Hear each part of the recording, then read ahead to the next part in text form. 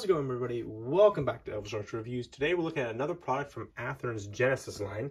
We're looking at an Athearn Genesis Union Pacific SD60M. It has Tsunami 2 and it has LED lighting, and it's UP6317. And we're going to be going ahead and looking at it today.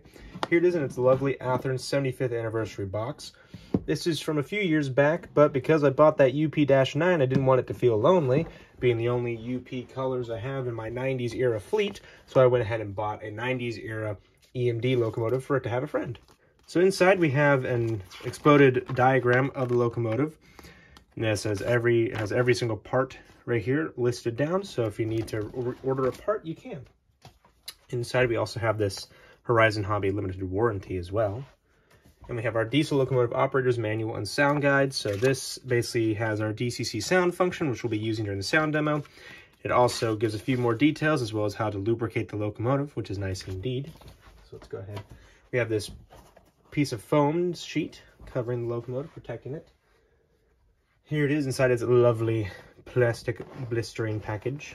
So let's go ahead and remove that. Remove the big Athearn box. Oops. Just smacked the camera by accident. Don't want to do that. Move the plastic blister package. A piece of foam here. It's semi-clear plastic sheet covering the locomotive, protecting it from the case. We have a couple pieces of foam here to protect the handrails from bending out of shape. Looks very lovely indeed. All right, so now let's get into some history. And now onto some history. After the failure of the SD50, EMD went back to the drawing board and was determined to fix the issues that plagued the SD50. In 1984, EMD unveiled the SD60. Using a 16-cylinder turbocharged 710 engine, it produced 3,800 horsepower. 5 years later, EMD began offering the SD60 with the safety wide cab nose, thus creating the SD60M. The Union Pacific was the first railroad to acquire the SD60M. These locomotives were used in just about every service, from hauling coal, fast intermodal, to drag freights and locals. Now, our locomotive here, UP6317, was built in May of 1992. In 2004, she was renumbered to UP2475 to make room for a recently acquired run of AC44s with the 6300 number series. As of 2018, she's been sitting in storage in North Platte, Nebraska at UP's yard with an undetermined future, most likely going to be the scrapyard or a rebuilding program if that does happen, but I'm thinking the scrapyard is where it's most likely to end up. All right, so now with history out of the way, let's get into some detail, starting with the front. Alrighty, so looking at the front of the locomotive, let's start at the top and work our way down as we usually do. Starting at the top, just above the number boards, we have two grab irons, one right here as well as one right here. Speaking of the number boards, they're right here. That's a 6317 on either side. We have two grab irons just next to them, one right here as well as one right there. Upon closer inspection, I determined that this grab iron right here is missing a little bit of paint on the front, so I've had to take points off for that. We have windshield wipers separately applied, on two for each windshield, and you can see the classic teardrop cab that the SD60M had. We have two grab irons on the width of the nose, one right here as well as one right there.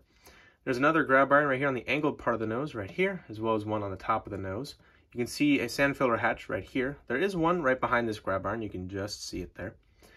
Working on to the nose of the locomotive, we have our main headlight that does operate when the locomotive is in forward motion. We have grab irons working their way from the top of the nose down to the walkway here. We have a lovely UP shield right here, just below the headlight. Here is our door with some lettering on it. It says toolbox inside, as well as fire extinguisher as well as inside. And you can just see the door handle right there. There's a little grab iron right here, just in front of the handrails. And here is our handrails, by the way. As you can see, plastic, as well as more white colored handrails. You can see the walkway light, which unfortunately does not operate. We have our anti-climber with the red sill stripe, and a little bit of damage on the top of the anti-climber, which is a bit of a shame. We have our ditch lights that do operate when the locomotive is in forward motion, and you can see they're under the pilot, they're under the anti-climber, which is where I like them. We have our coupler cut bar. You can see the white handles as they work around right here to the middle.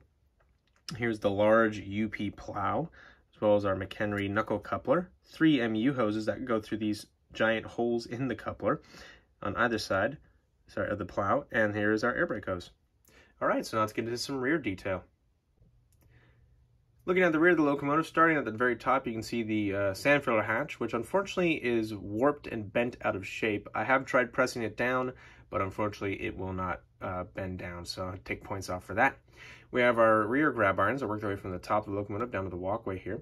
Here is our rear headlight, which operates when the locomotive is in reversing motion. Here are the numbers 6317 on either side of the locomotive right here. You can see another grab iron right here. We have some electrical boxes, one right here as well as one right here. Our walkway light right here. Here is the handrails, the anti-climber right here with the red sill stripe. You can now see that coupler cup bar a lot better now right here as this works from this side all the way to the other side with its white handles.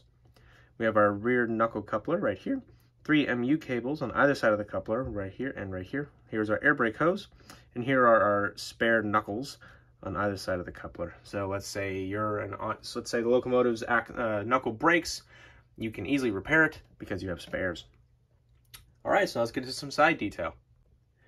Looking at the conductor side of the locomotive, you can see the steps that lead up to the forward walkway here. A large F to indicate this is the front of the locomotive. And you see the red sill stripe that works the entire length of the locomotive. You can see that sand filler hatch now a lot better. Here's the number 6317 as well as an SD60M right there. There's a little builder's plaque right here. You can see the sunshade right here, and you can actually see the interior of the cab, sort of. Unfortunately, the roof does not come off because it's not a Genesis 2.0 locomotive, which is a bit of a shame, but that's okay. You can see the incredible truck detail as well as the EMD logo right there. I do believe that these are not roller, and the end caps do not roll, which is a bit of a shame. But like I said, it's not a 2.0 Genesis unit. We have a jack pad right here, as well as the mechanical steel bell right here as well. Moving the locomotive forward, you can see the blower right here, as well as some electrical equipment as well. Fuel tank, as well as where you'd stick the fuel nozzle in to refuel the locomotive. Oops. We have our lovely Union Pacific on the side of the locomotive, as well as the fuel tank right here, as well as the air tank reservoir.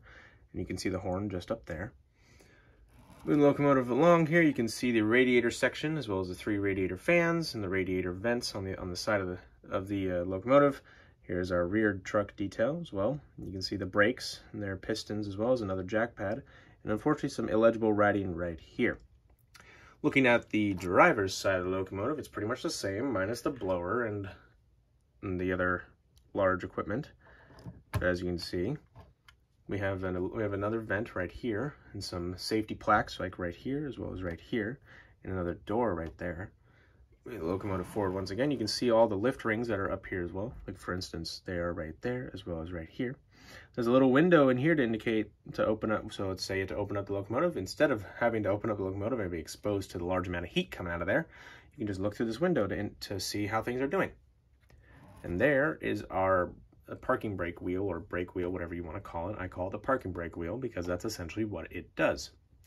All right, so now let's look at the roof of the locomotive. Looking at the roof of the locomotive, you can see it's pretty barren out here, except for this little firecracker antenna. This is a very delicate piece, so if you do buy a locomotive with a firecracker antenna, you need to be extremely careful because it is a very flimsy piece and could break off, and it'll be very difficult to glue on. You might have to just order a new part in general. Move the locomotive forward, you can see the dynamic brake fan right here, which is, you can actually see it through the venting, which is very cool. Here's our dust collector, as well as several lift rings. So move the locomotive forward, you can see the exhaust port right here, as well as the Leslie RS3L horn, which is very nice indeed. And here we go, we're moving on. You can see the 3 radiator fans right here, as well as a widthwise grab iron on the rear, just in front of the warped sand filler hatch. All right, so now let's get into the sound demo. All right, so we have the locomotive here up on the test track, and let's go ahead and put some power onto the track.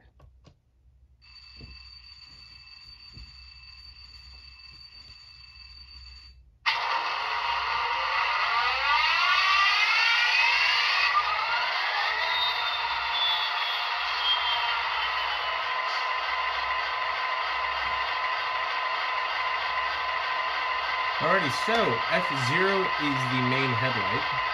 As you see, it is on there. On a Tsunami 2 decoder, F5 is the ditch lights. They're kind of dimmer compared to the main headlight, but I'm sure you can always adjust that in the when you're programming the locomotive. F1 is the bell.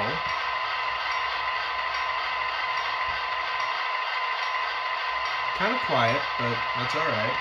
F2 is a longhorn.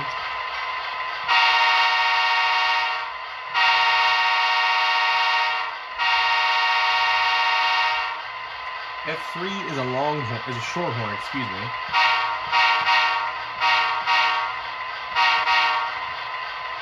Now, F4 is the dynamic brakes or straight to idle. Unfortunately, because the locomotive is not moving, we won't be able to hear that.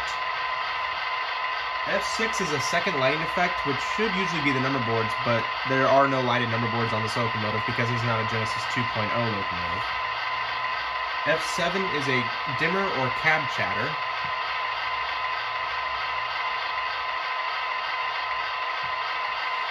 And unfortunately, the locomotive's idling sound is so loud that you can't even hear the cab chatter, which is a bit of a shame.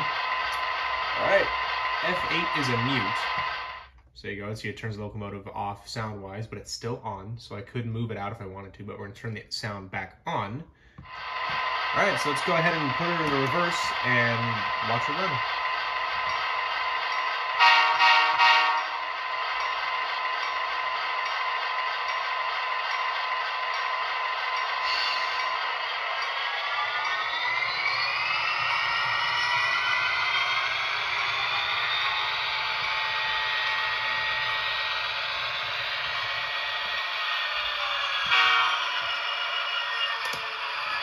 And now let's just go ahead and bring her back.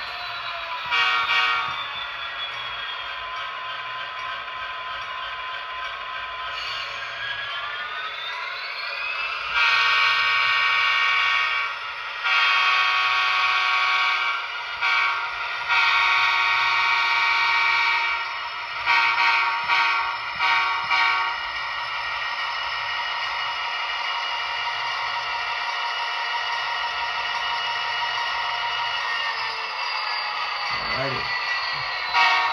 Let's turn off the ditch lights, the main headlight, put her into brake, and now let's get into my final thoughts. So despite the paint being chipped off of that one grab iron, as well as the horrible warpage of the rear sand filter hatch, I still have to give this locomotive a pretty good grade. I highly recommend you get one. It looks great, it sounds great. There's still a lot available. These weren't, I guess, really popular locomotives in the sense of being sold, because I'm still finding them on Lombard Hobbies and yankeedabbler.com. I bought my locomotive off of Lombard Hobbies because they had the best prices from what I could find, plus shipping was okay. But anyway, I still recommend you get some. I have Lombard Hobbies link in the description of the video. But anyway, thank you very much for watching. I hope you guys enjoyed. Please hit that like button, also subscribe if you are new, and hit that notification bell to see what I have to upload next. But thank you very much for watching, and I'll see you guys in the next video. Bye for now.